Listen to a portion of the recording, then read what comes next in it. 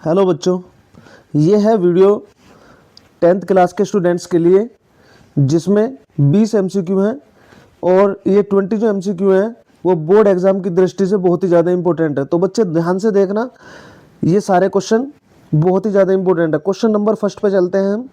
ये कह रहा है if √2 is irrational then 5√2 is, यानी कि √2 एक अपरिमेय संख्या है तो 5√2 किस प्रकार की संख्या होगी। देखिए, अगर इरेशनल नंबर में हम रेशनल नंबर की मल्टीप्लाई करते हैं तो हमारा आंसर भी क्या आ जाता है, इरेशनल। ओके, अपरिमेय संख्या इरेशनल नंबर ही आता है।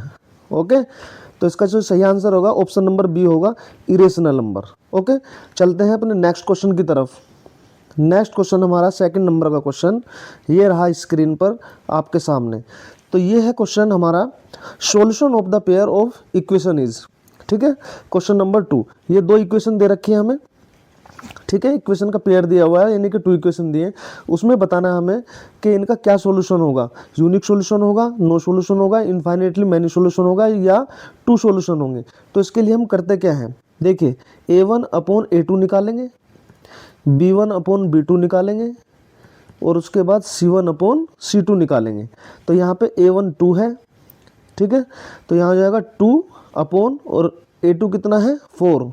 ओके, तो यहाँ से जब इसको काटेंगे तो कितना आएगा, 2 1 जा 2, 2 2 जा 4, 1/2 आया। ठीक है, b1/b2 कितना आएगा, यहाँ पे b1 है 1। ओके, तो 1/y का कोफिशिएंट होता है b1, और यहाँ पे इस वाली इक्वेशन में सेकंड वाली में जो y का कोफिशिएंट है वो है 2, तो यहाँ पे 1/2 आया।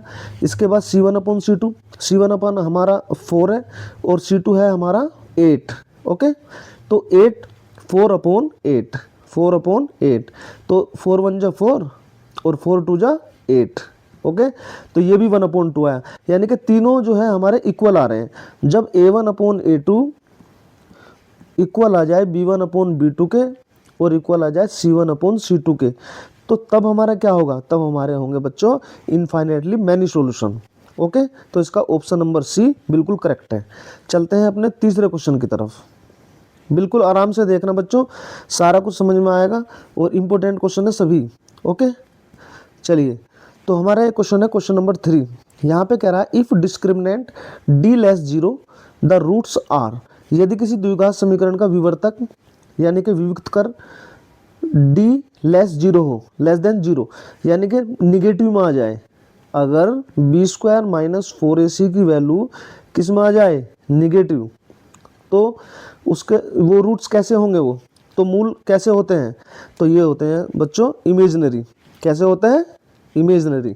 ठीक है, या लिख सकते हैं no real root, real roots. Okay, यानी कि इसके जो है वास्तविक हल नहीं होंगे। हिंदी में क्या लिखेंगे, वास्तविक हल, वास्तविक हल नहीं होंगे, वास्तविक हल नहीं होंगे। ओके, तो और अगर ये डी हमारा जो 0 से बढ़ा जाता, पॉजिटिव आ जाता, तो कैसे होते, वो होते बच्चों सेकंड वाला ऑप्शन सही होता। फिर ये होता रियल एंड डिस्टिंक्ट, मतलब अलग अलग। ओके, तो क्वेश्चन नंबर 3 कंप्लीट हुआ। आगे चलते हैं हम क्वेश्चन नंबर 3 की तरफ, 4 की तरफ। ये हमें एपी से दिया हुआ है, समांतर श्रेणी से क्वेश्चन दिया हुआ है। इसमें ये पूछा है बच्चों कि समांतर श्रेणी एपी 3 7 11 डैश डैश डैश का 10वां पद क्या होगा।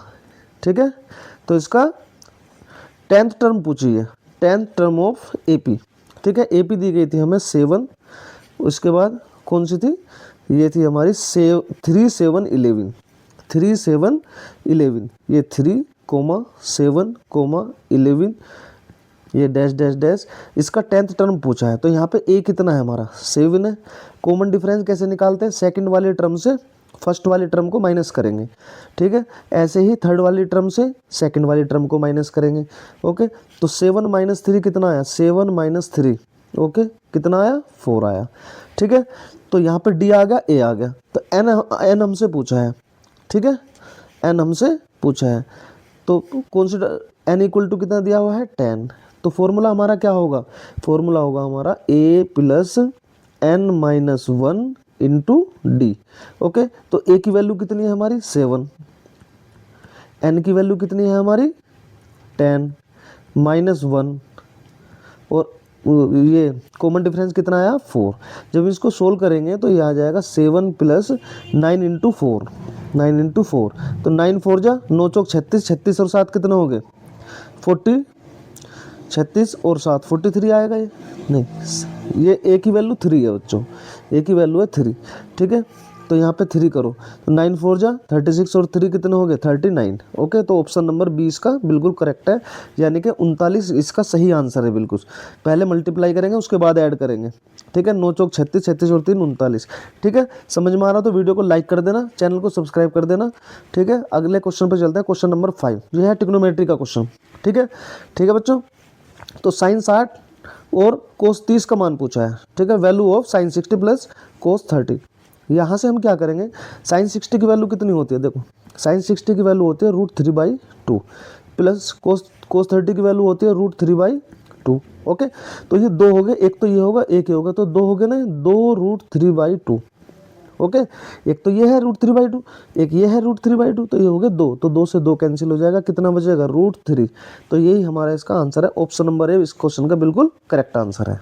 ओके, कुछ वैल्यू मैं आपको बता दे रहा हूँ, उन्हें लर्न कर लेना। tan 45 डिग्री की वैल्यू और कोट 45 डिग्री की वैल्यू दोनों की क्या होती है 1। कोस 0 की वैल्यू क्या होती है 1। कोस 90 की वैल्यू क्या होती है 0। ओके, और साइन 90 की वैल्यू क्या होती है, साइन 90 की वैल्यू होती है बच्चों 1। ओके, तो ये सब जो है आपको लर्न करने हैं। ओके, चलते हैं नेक्स्ट क्वेश्चन की तरफ, क्वेश्चन नंबर 6, ठीक है। तो हमें पॉइंट दिए हुए हैं, ठीक है, डिस्टेंस बतानी है 2 पॉइंट के बीच की, ये है और ये है। यहाँ पे देखो ये है -1 और 2, ये है 3 और 6, ये x1 है, ये y1 है, ये x2 है और ये y2 है, ठीक है। तो यहाँ पे डिस्टेंस फॉर्मूला हमारा क्या होता है, देखो x2 - x1 का whole square plus y2 - y1 का होल स्क्वायर। ओके, तो यहाँ से जब हम इसको सोल्व करेंगे, x2 में से x1 घटाओ, 3 में से जब 1 जाएगा तो 4 आ जाएगा, ठीक है, माइनस है ना यहाँ पे, तो ये 4 का स्क्वायर करा, प्लस 6 में से 2 जाएंगे तो ये कितना आ जाएगा, ये भी 4 आ जाएगा, 4 का स्क्वायर। तो कितना है बच्चों, ये होगा 4 चौक 16, 4 चौक 16, तो ये कितना आएगा √32। ओके, तो इसका ऑप्शन नंबर बी करेक्ट है। तो चलते हैं अपने क्वेश्चन नंबर 7 की तरफ। तो ये क्वेश्चन नंबर 7 है हमारा, 7 क्वेश्चन देखो ध्यान से। ये कह रहा है if radius of a circle is 14 centimetre, तो डायमीटर बताना है। भैया रेडियस दे दी इसकी रेडियस दे दी हमारी 14। ओके, तो इसका डायमीटर बताना है। डायमीटर क्या होता है, रेडियस का डबल होता है, तो 2 × 14 कर देंगे तो कितना आएगा 28 सेंटीमीटर। ओके, तो ऑप्शन देख लेते हैं कौन सा है 28, तो यहाँ पे आ जाएगा ये 28 सेंटीमीटर, ये ऑप्शन नंबर डी हमारा बिल्कुल करेक्ट है। ओके, चलते हैं नेक्स्ट क्वेश्चन की तरफ, क्वेश्चन नंबर 8। क्वेश्चन नंबर 8 कह रहा है कि measure of central tendency which occurs most frequently, वह केंद्रीय प्रवृत्ति माप जो सबसे अधिक बार आता है। जो सबसे अधिक बार आता है उसको क्या कहते हैं, मोड कहते हैं बच्चों। क्या कहते हैं, मोड। क्या कहते हैं, मोड। मोड में, मीडियन में और मीन में एक फॉर्मूला होता है, तो उस फॉर्मूला को मैं लिख रहा हूँ, लर्न कर लेना बच्चों जरूर। मोड इक्वल टू होता है 3 मीडियन माइनस 2 मीन। ओके, यानी कि बहुपद बराबर इक्वल टू 3 माध्यिका माइनस 2 माध्य, हिंदी में लिख लेना, ठीक है बच्चों। ओके, क्वेश्चन नंबर हम चलते हैं क्वेश्चन नंबर 9 की तरफ, ठीक है। ये दिया हुआ है, प्रोबेबिलिटी बतानी है of getting a number greater than 5। एक पाँचों को फेंकने में 5 से अधिक संख्या आने की प्रायिकता बताओ। तो 5 से अधिक संख्या कौन सी है, 6 आ सकती है, क्योंकि एक जो वो होता है ना पासा का मतलब डाइस, पासा का मतलब डाइस, जो डाइस होता है उसमें 1 से लेकर 6 तक डिजिट होते हैं, ठीक है, 1 से लेकर 6 तक। तो 5 से जो बड़ा नंबर है वो क्या आएगा हमारा 6, तो 6 तो एक ही तो है, तो 1/6। टोटल हमारे आउटकम्स कितने हैं, 6 हैं। टोटल आउटकम्स कितने हैं 6, तो नीचे जो है टोटल आएगा, ऊपर आएगा जो भी उसने पूछा है कि 5 से अधिक संख्या। 5 से अधिक संख्या तो एक ही होती है ना, 6 एक ही है ना, 6 नंबर में तो काउंटिंग करेंगे तो 1/6, ये इसका आंसर हुआ 1/6 90 का। ओके, अब चलते हैं क्वेश्चन नंबर 10 की तरफ। क्वेश्चन नंबर 10 हमारा है ये, देखिए tan थीटा इक्वल टू 1 दिया है, तो हमें थीटा बताना है। तो यहाँ पे देखो tan थीटा इक्वल टू क्या हुआ tan थीटा इक्वल टू क्या हुआ 1 हुआ। एक मिनट, tan थीटा इक्वल टू क्या हुआ बच्चों, tan थीटा इक्वल टू हुआ 1, tan थीटा इक्वल टू 1। तो tan थीटा इक्वल टू अभी अभी मैंने पीछे क्वेश्चन में बताया था tan 45 डिग्री की वैल्यू होती है 1, तो tan से tan कैंसिल, तो थीटा की वैल्यू कितनी आ जाएगी 45 डिग्री। ओके, समझ आ रहा है, समझ आ रहा है तो वीडियो को कर देना लाइक। ठीक है, आगे चलिए, 45 डिग्री इसका आंसर आ जाएगा। ये रहा क्वेश्चन नंबर बी।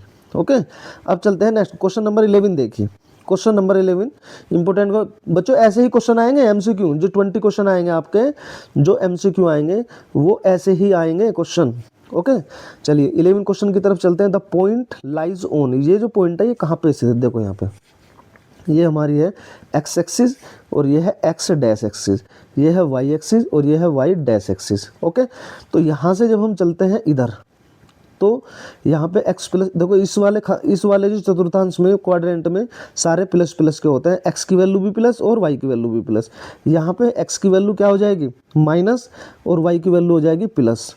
ठीक है, यहाँ पे माइनस और यहाँ पे माइनस, x और y दोनों की वैल्यू माइनस माइनस होती है, और यहाँ पे प्लस और यहाँ पे माइनस। ये 4 क्वाड्रेंट होते हैं, पहला, दूसरा, तीसरा और चौथा। ओके, 4 क्वाड्रेंट होते हैं। तो इसने पूछा 0 और -4 कौन से में है, तो 0 देखो, 0 ना तो प्लस की होती है ना माइनस की, तो 0 तो यहीं पर रहेगा।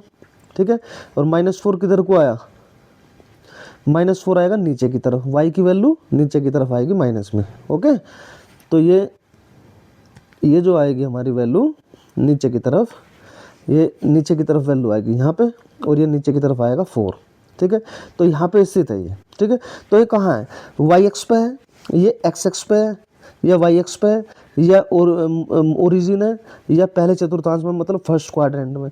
तो इसका देखो आंसर क्या हुआ, ये 0 - 4 है, तो ये कहाँ पे है, देखो वाई एक्सिस है, ये सारी वाई एक्सिस है, और ये क्या है एक्स एक्सिस, ये है वाई एक्सिस, तो ये सारी वाई एक्सिस पे है ना, तो ये कहाँ पे होगा पॉइंट, ये होगा बच्चों वाई एक्सिस पर, ध्यान रखना है। ओके, इंपॉर्टेंट क्वेश्चन है। ठीक है, नेक्स्ट क्वेश्चन पे चलते हैं। नेक्स्ट क्वेश्चन 12 क्वेश्चन है। देखें यहाँ पे ये कह रहा है रैखिक समीकरण का ग्राफ क्या होता है, मतलब graph of a linear equation is, linear equation का जो ग्राफ होता है वो कैसा होता है। देखो लीनियर इक्वेशन का ग्राफ कैसा होगा, एक सीधी लाइन। ओके, तो ये ध्यान रखना, लीनियर इक्वेशन का जो ग्राफ होगा वो एक सीधी लाइन होगा बच्चों, यहाँ पे ऐसे आएगा। अगर ये यहाँ पे ये बना हुआ है तो यहाँ पे सीधी लाइन आएगा, या ऐसे आएगा या ऐसे आएगा। ओके, तो नेक्स्ट क्वेश्चन की तरफ चलते हैं।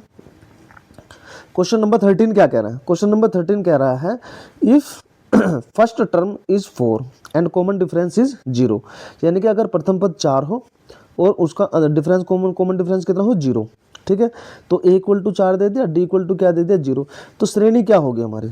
ठीक है, तो जो सीरीज होगी वो क्या होगी, वो स्थिर होगी बच्चों, क्या होगी स्थिर, क्योंकि कॉमन डिफरेंस हमारा क्या है, देखो 1 1 1 1 ये ले लो, या 2 2 2 2 2, इस तरीके से कुछ भी नंबर ले सकते हो। तो जब इसमें से इसे घटाएंगे तो 0, तब इसमें से घटाएंगे तो भी 0, इसमें से इसे घटाएंगे तो भी 0, इसमें से इसे घटाएंगे तो भी 0। इसका मतलब क्या हुआ कि जो AP हमारी क्या है, कांस्टेंट है। ठीक है, चलते हैं नेक्स्ट क्वेश्चन की तरफ। क्वेश्चन नंबर 14, cos 90, देखो मैंने पहले बताया था cos 90 की वैल्यू क्या होती है 0 होती है बच्चों। ओके, और sin 90 की वैल्यू क्या होती है 1 होती है। cos 30 की वैल्यू क्या होती है, ये होती है √3/2। ओके, नेक्स्ट क्वेश्चन की तरफ चलते हैं। Question number 15। ओके, ये क्वेश्चन नंबर 15 है। यहाँ पे देखिए ये कह रहा है असंभव घटना की प्रायिकता क्या है, probability of an impossible event. जो इम्पॉसिबल इवेंट होते हैं उनकी प्रोबेबिलिटी क्या होती है 0, और जो फिक्स होते हैं मतलब श्योर होते हैं, जो श्योर इवेंट होते हैं मतलब निश्चित घटना जो होती है, निश्चित घटना की प्रोबेबिलिटी कितनी होती है 1। अगर किसी भी इवेंट की प्रोबेबिलिटी -1 आती है तो वो मतलब उसकी प्रोबेबिलिटी फाइंड नहीं की जा सकती, मतलब प्रोबेबिलिटी में शामिल नहीं होता माइनस का।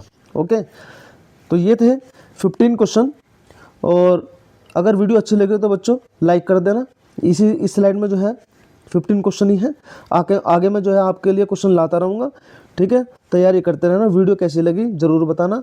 ठीक है, और thank you watching the video. Okay, हमारे चैनल का नाम है सोनू सर PCM क्लासेस। ठीक है, थैंक यू।